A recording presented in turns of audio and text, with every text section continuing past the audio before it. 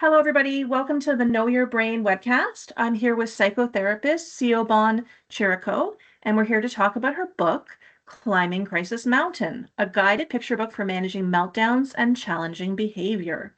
So if you're a parent and you're managing meltdowns and challenging behavior, you might want to watch. And I also want to say, please subscribe, please like, please comment. So subscribe, like, comment. That's very important. Okay, so Siobhan, please tell us about yourself. Tell us about your background and how you got into psychotherapy. Thank you, Faith. It's great to be here, and thank you for inviting me. I should have clarified for you. It's Siobhan. It's one of Siobhan. those crazy Irish names that is hard to Siobhan. remember. Like, Siobhan. oh, Anyway, okay. yeah. I love it.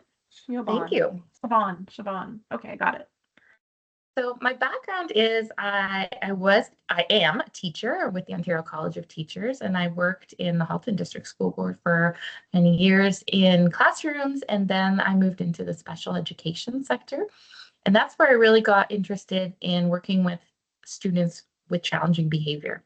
So I kind of moved into a leadership role in the Halton District School Board in their student services department. And at the time, Halton, and they still do work really closely with Think Kids at Massachusetts General Hospital, which is a collaborative problem solving strategy for working with challenging behavior. So I was very, very lucky to be able to receive the training through Think Kids in the collaborative problem solving method and using that in the school board, working with our most vulnerable students who were really struggling.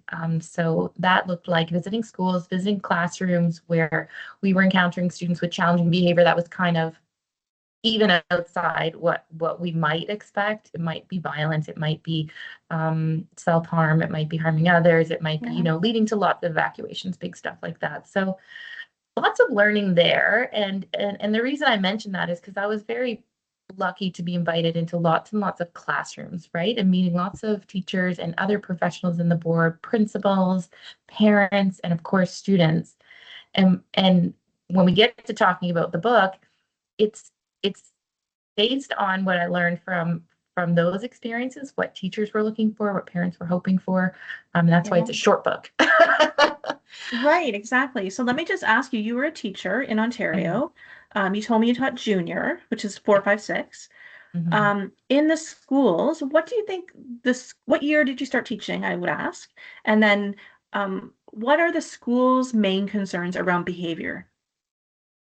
So I was there from 2012. Okay.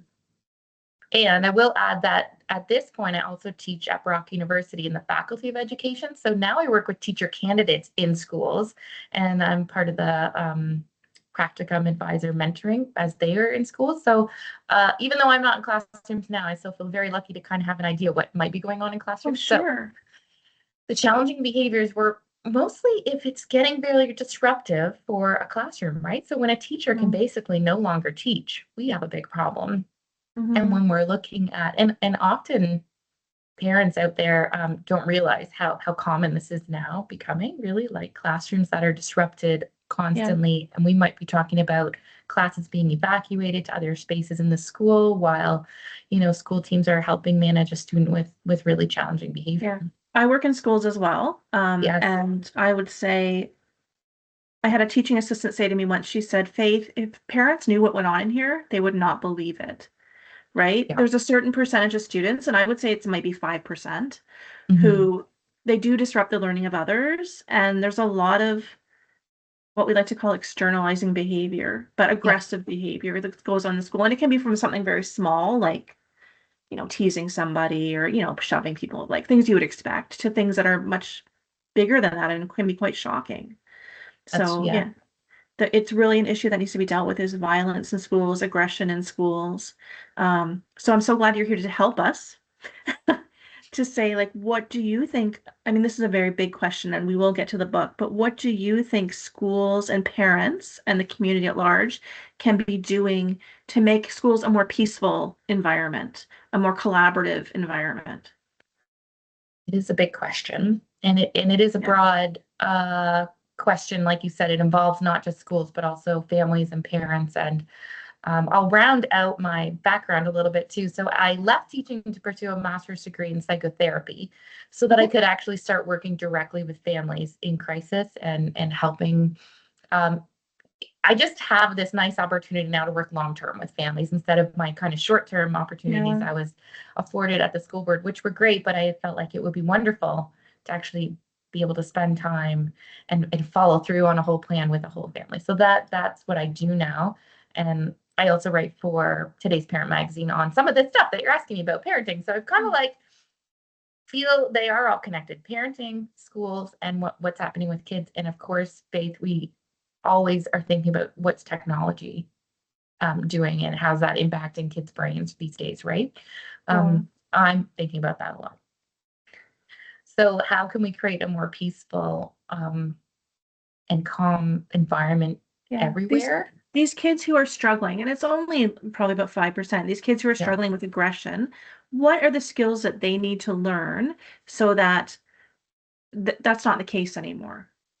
I love that you said skills, because that's exactly what it is, right? So what we're finding is we're framing challenging behavior much like we frame a learning disability at this point. So it's almost like a behavior disability, which means sometimes kids don't learn the way we expect them to. So when we Mhm. first kind of thought about reading, maybe learning disabilities, we thought, oh, some kids are lazy. They're not trying very hard. They don't want to read. And then we learned, oh, that wasn't true. Something about how their brain is developing and their skills are developing is just a little bit different. And we know that's in the 5 to 10% range too, right? For kids learning Yeah. to read, they need a different intervention. So now we know that's the same for uh, behavior skills. We know that Yeah. maybe up to about 10% of kids do not learn behavior skills the same way. So these are kind of communication skills, problem solving skills, frustration tolerance, flexibility, all these kind of skills that we think most kids pick up from watching grown-ups, watching other kids. Some kids don't. So skills is the right word, Faith, and what we do want to do is figure out which skills are lagging for our Yeah. individual kids almost, and then we find ways to help build those skills. So the big three are really flexible thinking, frustration tolerance, and problem solving. Those really Flexible are the big three that thinking, we know. frustration tolerance, and what was the last one? Problem solving. Yeah. Problem solving. I So hear when we you can start referencing addressing, I hear you referencing Dr. Greene a lot, which is great. So if yes, anybody's yeah, interested, she's talking about the work of Ross Greene. If you want to look him up on Amazon, he has some books. One's called Lost at School, and he talks about how you can help your child or your student learn those three skills. yes. Yeah. And also Think Kids is Stuart Avalon, who also researches that. So he has a couple great books out too about that, and that's thinkkids.org. They've got a bunch of resources online. So yeah, that is a lot of my training from those two Okay. scientists who have done so much work on what we know about the brain and how it works. So it's not just like Yeah. a matter of will, but really, really a matter of skill. So can we build the skills? Yes, we absolutely can. So there's lots of room for optimism, which is the good Yeah. thing, right? Like um, we've been learning so much about the brain and neuroplasticity and how our neural pathways work now that we know, and you talk about this all the time, Faith, like we can read how the brain is working. We can develop new neural pathways and we can make ones stronger that we need to. So we can improve communication skills. We can improve frustration tolerance. We can help kids with Yeah. problem solving. Do that. I like So that you that's use the kind word of, yeah, I like that you use the word optimistic, and I'm always optimistic with children. yeah, I always yeah. think with explicit instruction, they can learn. There's something we can do. We cannot give up on them. You look at a 5-year-old, they've got 80 years to go, right? We can get Yeah. in there and we can help them. I am very optimistic for intervening with people, which is why we do what we do, right? It's why I wrote my book. It's why you wrote your book. So let's talk about the book, Climbing Crisis Mountain. So tell me about the book and why you wrote it. The floor Sure. is yours. Thank you. So, Climbing Crisis Mountain came from my clinical work with families and I work directly with the kids in crisis, but also with parents because we don't live in a vacuum and a family system is usually needed, the whole system, right, to help build skills. I'm not going to help a child build skills meeting him or her 1 hour a week in my office, right? So it's wonderful when we can have the whole family involved in noticing, and parents are the ones who know their kids the best. You probably say that at school all the time, and I know that too. So they're the fountain of information when I'm working with family to figure out, okay, what are the lagging skills? What is your child really good at? How can we, use those skills that your child does have and is really good at already to build new skills and to make those ones stronger? So parents are integral. Parents also come to me when they're already in crisis, right? So you don't show up at a therapist's office if everything's going really well here. No. No, you have a level of desperation at that point, for sure. Exactly. So, I mean, this is a book, and it starts with kind of like, what is a crisis? Like, what's the definition of a crisis? Because, we call it a whole bunch of different things, and that's why I put those words in the title. Like, we call them a meltdown or a tantrum, or, they're having a fit. But I like to call it a crisis because it takes the kind of takes the shame and blame piece away, and it helps our grown-up brains think about it differently. When we say a child's having a tantrum, it sounds like something that they're willfully doing, and when we say they're in a crisis, it sounds like, oh wait, that's something like they're lacking a resource. that might be happening. Yeah, like it's not really their choice. They don't really like being there. Yeah. So I think I that's remember really Dr. Greene important. said, a crisis or a tantrum, a crisis happens when the demands of the environment exceed the resources of the person, right? 100%. So your child, they're in a situation where the demand for whatever has exceeded their resources. So you have to give them more resources. You have to give them information, you have to give them a strategy. And if they use those, hopefully that mismatch isn't there anymore and they can move through this situation in a better way. Absolutely. Yeah. Sometimes we even have to change the demand, right? In the moment. Sometimes that's the answer until we can help them develop new resources. So we have to know, just because this 7-year-old can do something doesn't mean this 7-year-old can do it. It doesn't work that way. That you work with that every single day in all areas of we need to take each kid on a case-by-case basis and get to know each kid really well and be like, for this kid, just because they're 7 doesn't mean they're all going to do the same thing, right? I mean, in general, you could make that statement, but when they're having trouble, there's an average, but it doesn't help when they're in crisis. You need to look at them really as an individual and learn more about them and get more specific about them. So, and that's a great opportunity for parents to learn about their child and to get into a closer relationship. I'm sure you have some great stories from your practice of families really going in a crisis and coming out, transformed, right? It's amazing because it takes a little bit of practice from the parent's perspective. And when we first do the work together, like, I don't know, Siobhan, like, I don't know, like this, I don't know. This sounds like, I don't know if it's going to work. We've tried so many things. And it's like persistence is required to build those neural pathways. So that's why even in the book, I actually given scripts, because if you use the same language and the children can start to be expecting how it's going to go. Okay, when mom says this, I know I'm going to be okay. When dad says this, I know I'm going to be okay, right? So there's actually, the book is laid out in what to think, what to do, and what to say when these things are going on. So it gives parents what to say.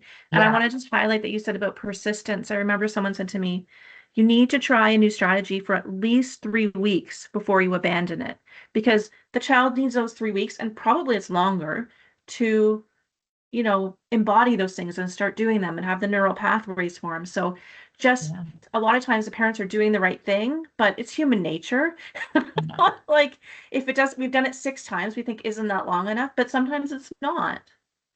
Yeah. And like I said, often when I'm starting to work with families, it's been bad for a while, right? It's been bad for a while. It's been hard for a while for everybody. So this child is already expecting to be yelled at or to be punished, or, for the parents to get really frustrated. And that's human nature too, of course. So it takes a while for them to trust the process, to trust that actually this is going to be okay. And mom and dad are going to help me come out of this crisis. And that's where the mountain metaphor actually came from, a child that I was working with. And he kind of was like describing it like, I'm going up, up, up. And then I blow my top, and he said, it's like a volcano exploding and the hot lava's coming everywhere. And I don't even know what I'm saying anymore. That's true, right? Like when we get to the very top of this mountain of overwhelm, your prefrontal cortex is not working anymore. It's gone offline. You can't hear anymore. You can't listen. You can't process. Everything feels really, really hard. And that's usually when adults start intervening and when they start giving demands and asking questions and all that stuff. And that's when it just leads to kind of more So overwhelm. even as adults, we can lose our tempers. So we just need to realize how much kids need our support, learning how to manage their feelings. So tell me a little bit about how the book is structured. Like what's at the beginning of the book, what's in the middle, what's at the end? Well, my teacher brain loves a good color coding. So the metaphor is the mountains that we're going up and we're coming down, because sometimes we forget that once the child has come into a crisis, we do need to give them ample time to come all the way back down the mountain as well. So then it's divided into kind of 3 sections. Green section is like the bottom of the mountain. You're playing in the grass. Things are pretty good. Everyone's calm. And in that section of the book, I talk to parents about what they can think about, what they can talk about, and what they can do with their child to practice for when things get hard. So when we're green and everything's good is when we want to teach kids how to name their emotions, how to think about what they might do when things get hard, how they might solve a problem. So that's when we're going to practice skills, not when we're in a crisis, right? We're going to practice skills when we're green. And I love that you included in your book a bank of emotion words. Yes. I've read a lot of books that have a bank of emotion words, usually books that are more for adults. Well, this is for adults, but I mean, I think it's for adults and young people. I think you could read this book with your child. You could. I think that's kind of the idea.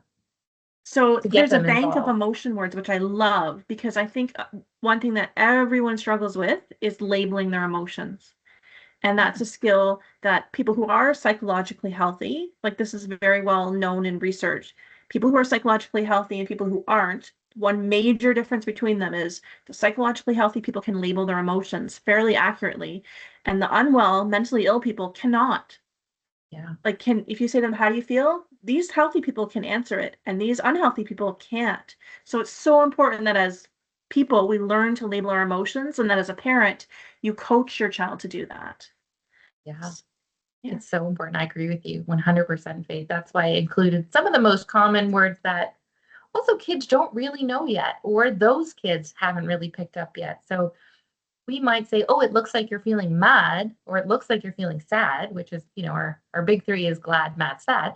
Yeah. But really, kids are probably feeling frustrated, disappointed, overwhelmed, lonely, betrayed. I've got uncertain. They're embarrassed often, or just uncomfortable, and they don't know how to label all this stuff. So, and I would say don't forget afraid, because I find a lot of kids who are getting labeled as angry.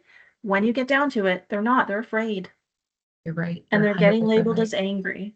And then everybody's mad at them because they think it's willful. But when we're really looking at it, they're afraid.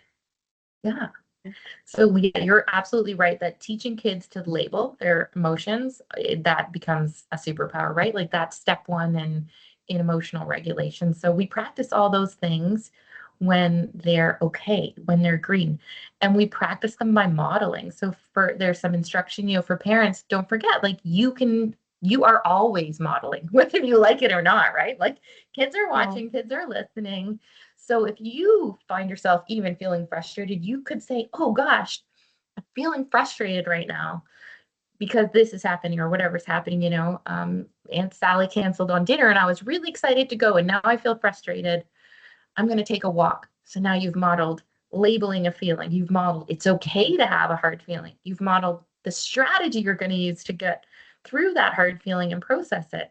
And they're watching it all, right? So it's really helpful to be explicit, like you said earlier, with especially certain kids who really don't pick it up as quickly. So the second part of your book is, the first part of your book is red. Oh, sorry, green. What to do when things are green. Green. And the second part is yellow. What do you do when things are yellow?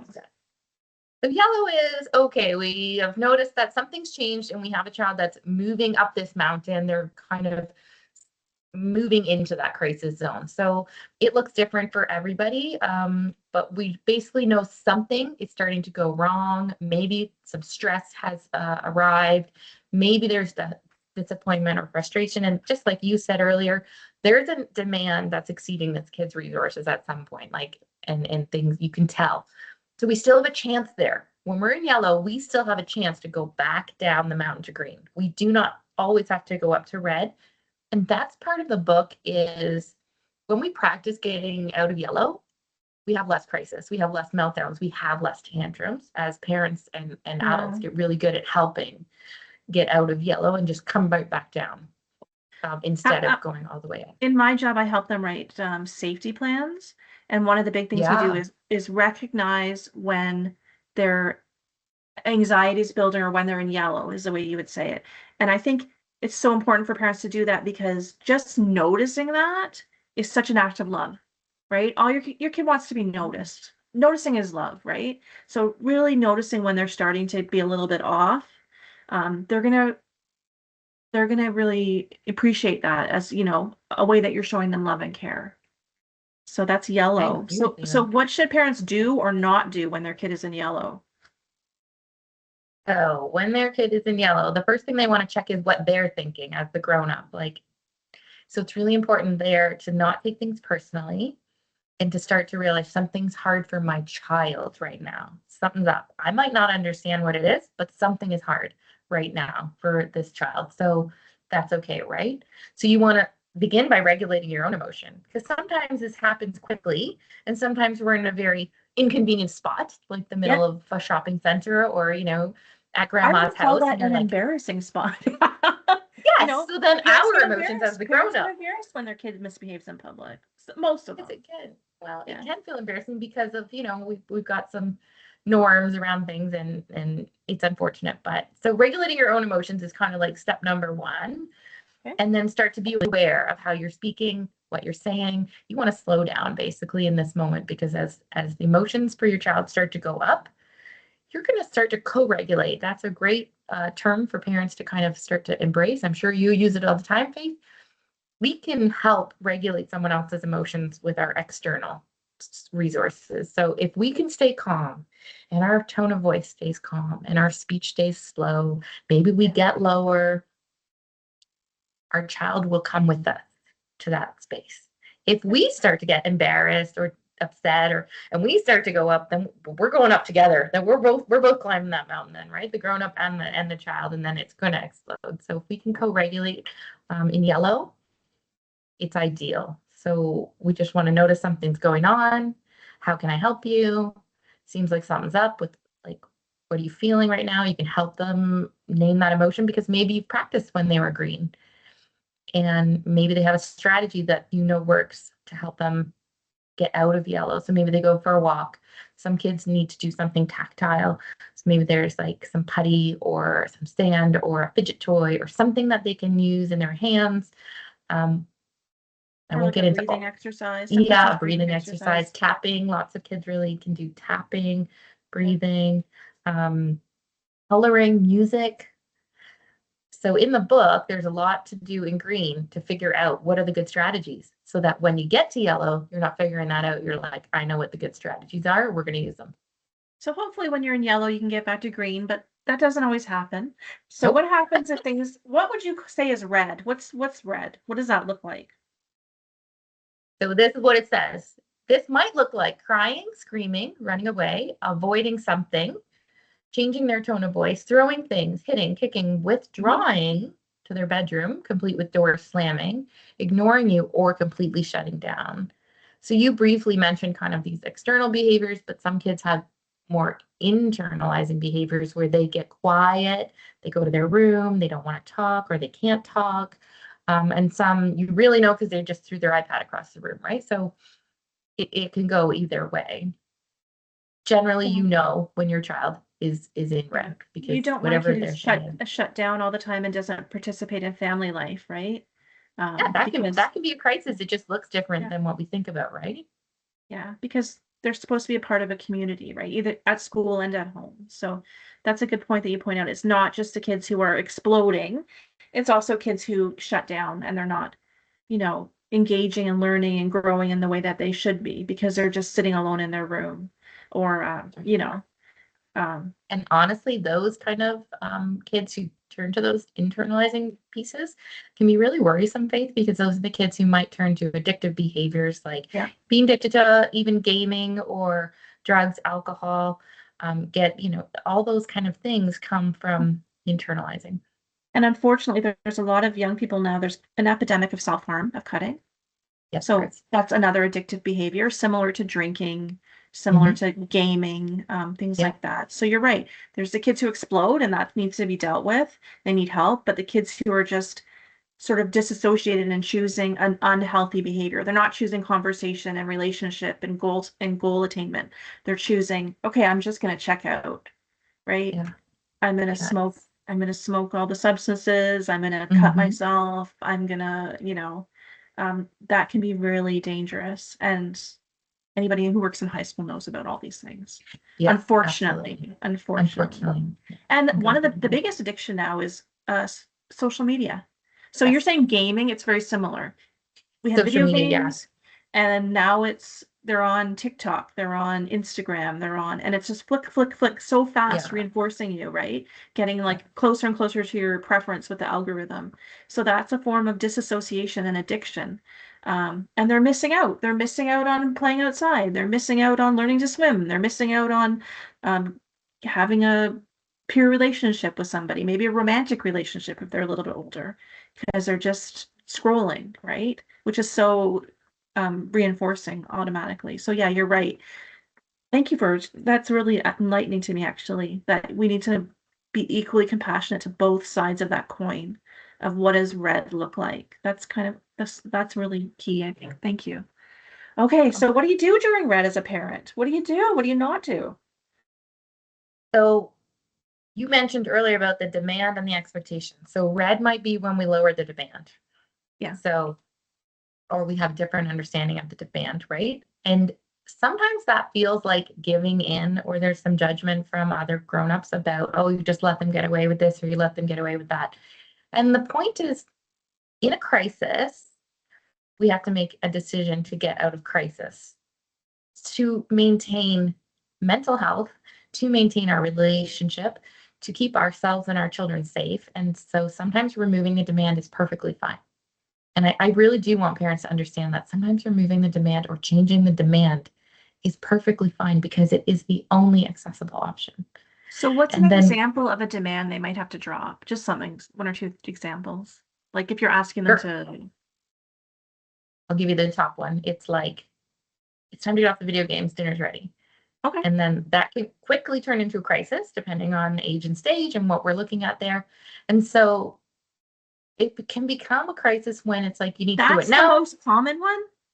That's the most common For one. honestly, get off the Yeah, I phone, get believe. off the game, get off whatever, right? Because to a child of a certain age, and where it's pretty big span now of age, what they're doing in that moment is so crucially important to them Yeah. that the idea that somebody is demanding they stop is so dysregulating. So that might be the one where even, parent wants it to happen now. We might say, oh, it seems like something's really important about this game, video, whatever they're in. Uh, can you tell me if that's true? Yep, this is really important. You don't understand. I'm just about to get to level 8 and I've never been to level 8 before. And it's the most important thing in their whole world, right? And we're going, I don't care, dinner's ready. They feel very invalidated, very unseen. If you can say, how many minutes do you think you need to be able to get to a point where you can pause, and they go, like, Mom, I can pause in like 3 minutes, because there's usually a timer somewhere on these screens now, to be perfectly honest, on the videos, on the games. And you can say 3 minutes. I can live with 3 minutes. You've just avoided all crisis, right? You validated that what's important to them is important to you. You've seen them. And then at dinner, they're going to come to the table and you can be like, tell me about level 8.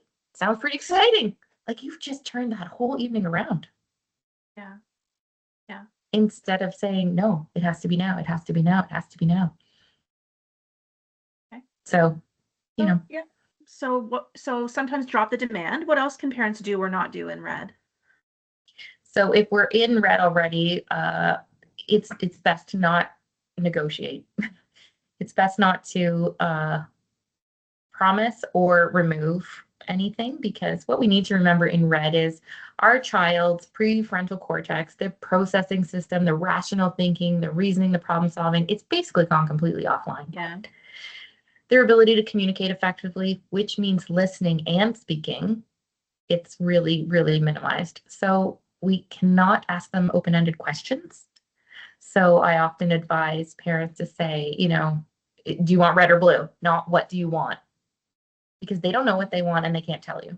So give them two choices, and often use a visual so they could like pick, say, I need this, right? Or if you get off, I'll give you this, or if you don't get off, I'll take that away. That's going to escalate. So that red is not the time for that. Red is the time for more co-regulation and a lot of waiting. Processing speed goes completely down when any of us are in a crisis. If you can even think of yourself in a crisis, you're not at your best. You're not thinking quickly, and neither are kids, right? So they cannot process. When your brain is flooded with emotion, when you're at that point, you're right, your prefrontal cortex is offline.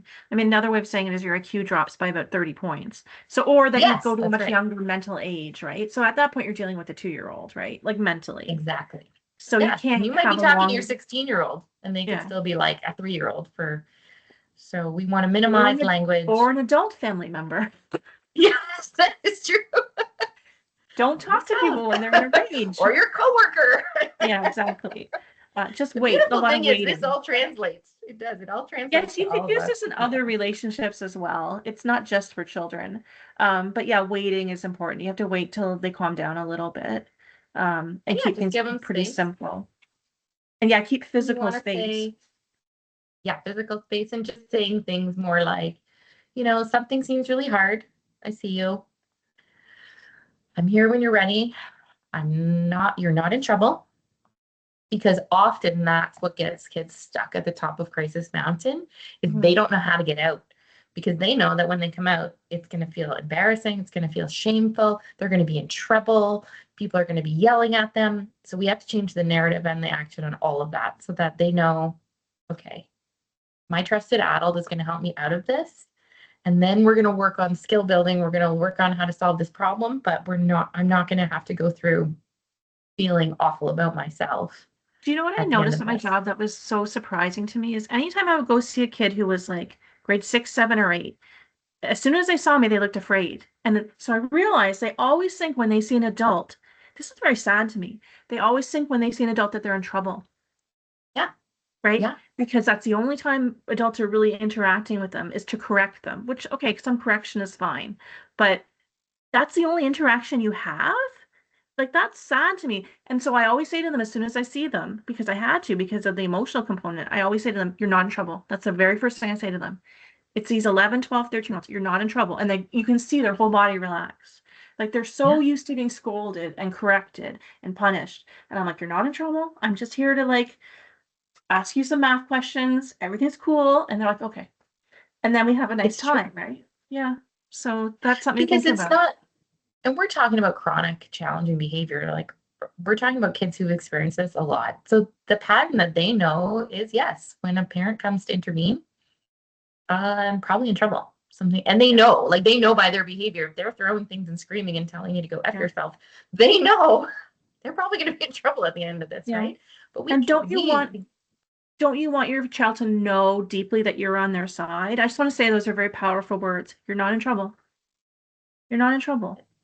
I'm here when you're ready.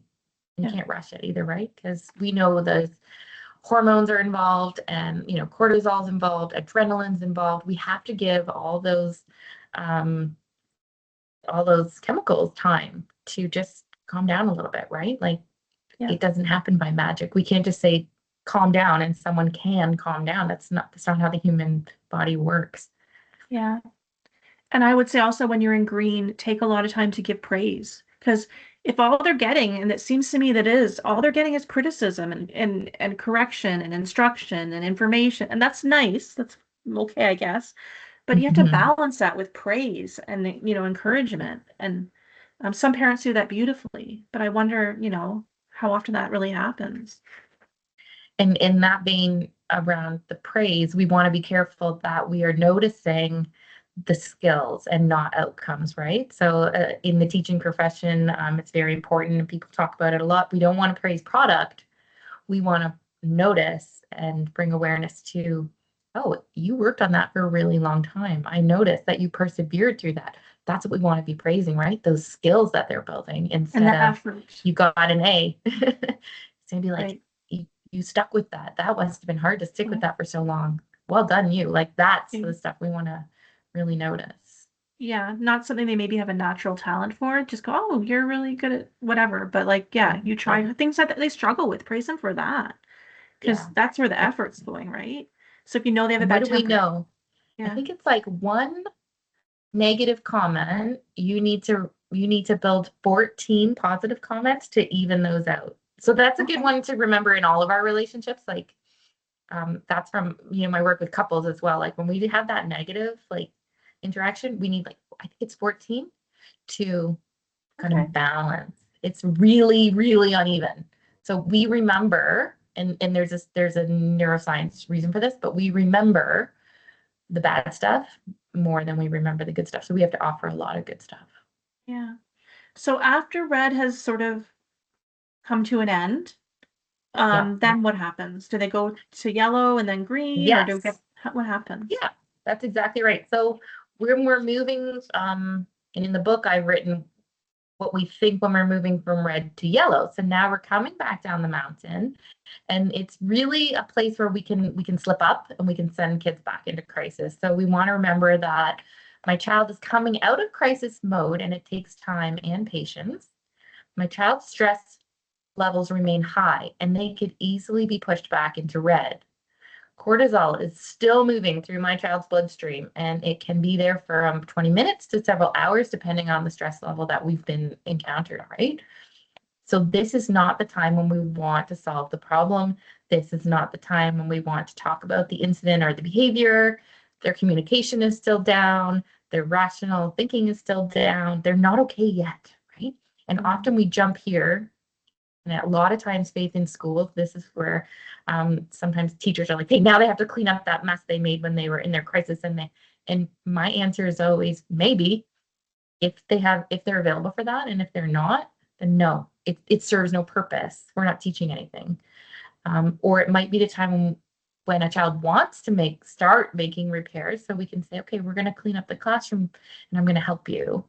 And if there's 20 blocks scattered around and we can see they're really struggling, we can pick up 19 and they can pick up one. Like we do Yeah, not you're have to still together. force. Yeah, like they're Mhm. not ready.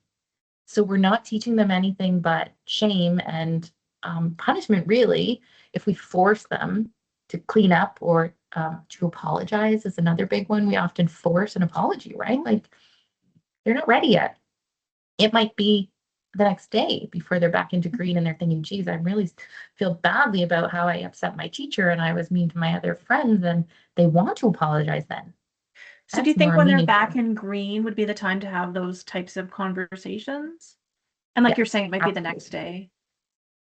It might be the next day, and then it might be like, hey, something really went badly yesterday. Like, what do you think happened? Because we're trying to prevent it from happening again. And we're trying to then say, what could we do differently next time? Like, how can we problem solve differently? Or how can we go to Mm. a strategy that works for us while we're in yellow instead of getting to green? And when I work with kids, I walk them through the book and the colors and the mountain. So sometimes I even have a visual that I'll have in parents' home, like in their home, and they can just point. If they communication's offline, but we know they're going up, they can point on the mountain themselves, and then they can Mhm. tell you how close to the top of that mountain do they feel they are? Where are Yeah. they? It's really powerful stuff to be able to say, Visuals okay, do help some kids. yeah. Visuals do help some kids.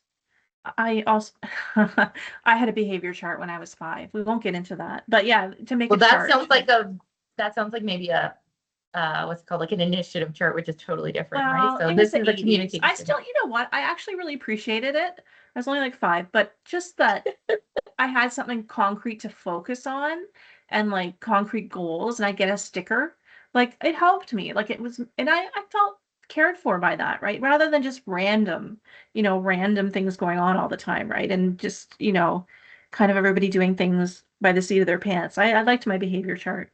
So I think having a That's chart really or important. like a diagram to refer to that you're like using visuals can be really helpful for kids.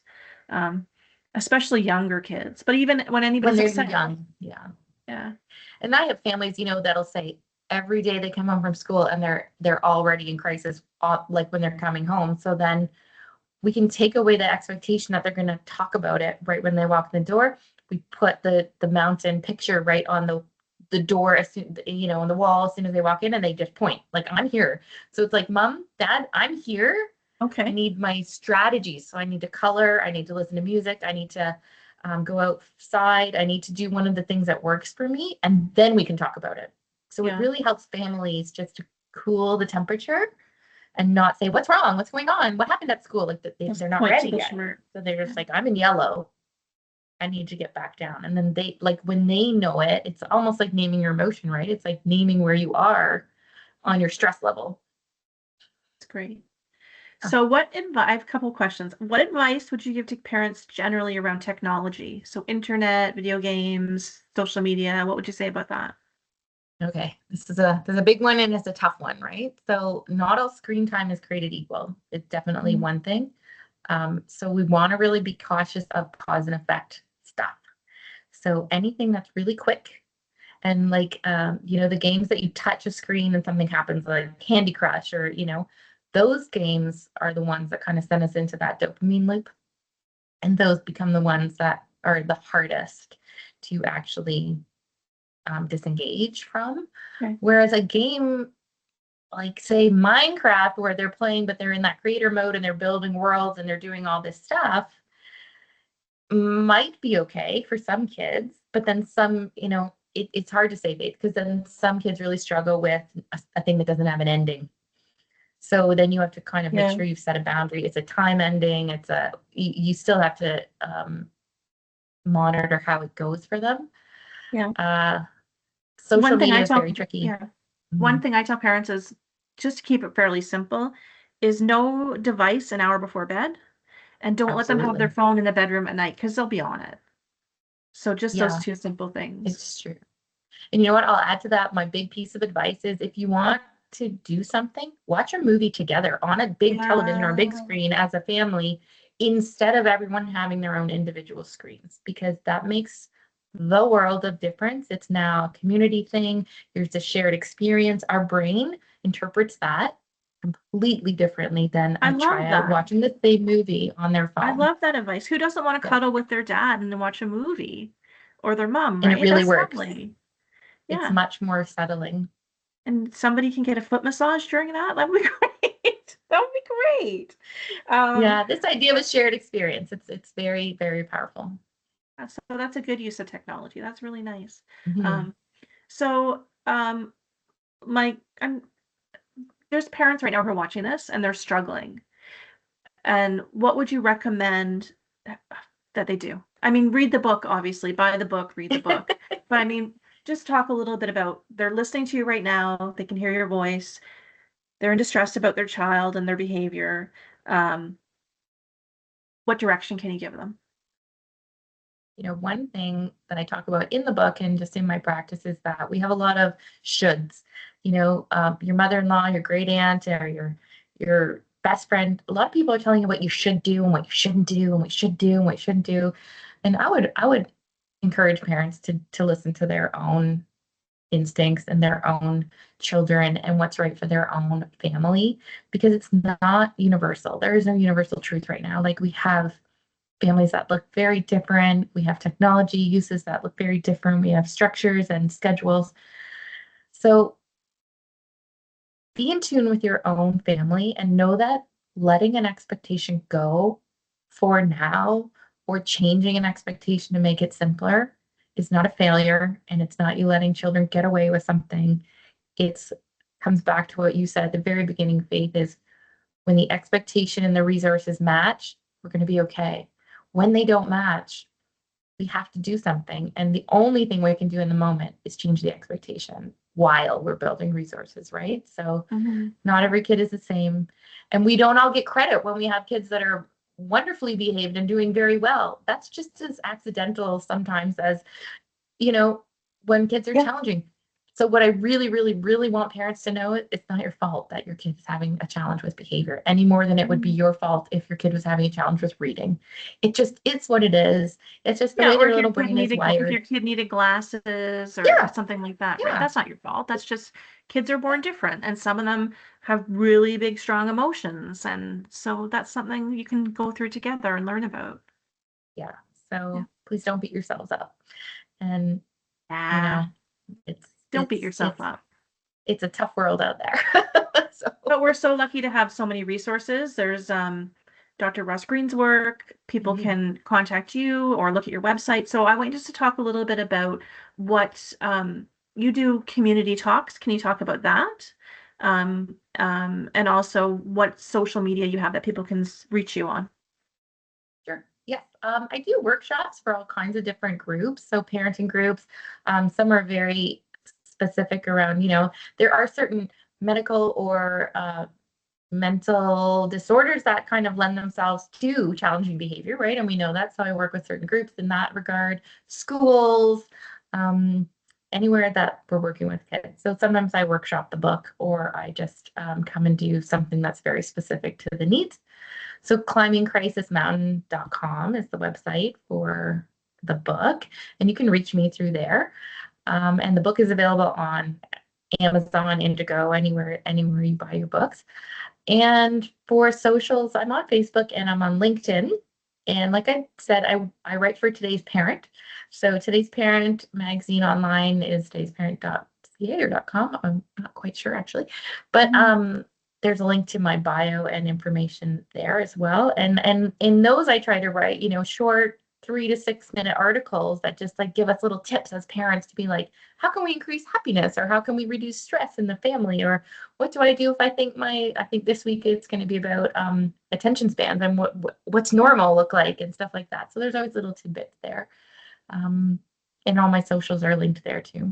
I'll put some links below in the description so people can just go Perfect. down and link to your stuff. And I did ask you before we started taping if you're taking clients. You're pretty full, but Yeah. if people do want to have you as their family therapist, they can look into that and perhaps be put on a waiting list.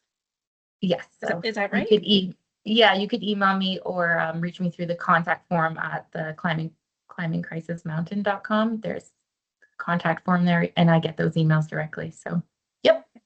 So I want to thank you for being my guest today. I mean, it's been a really fascinating conversation to me. I learned some stuff, so I'm sure other people have as well. I want to say again, everyone, if you learned something, um, please subscribe, please comment, please like, and please reach out. And if you're looking for help, please reach out. You're not alone.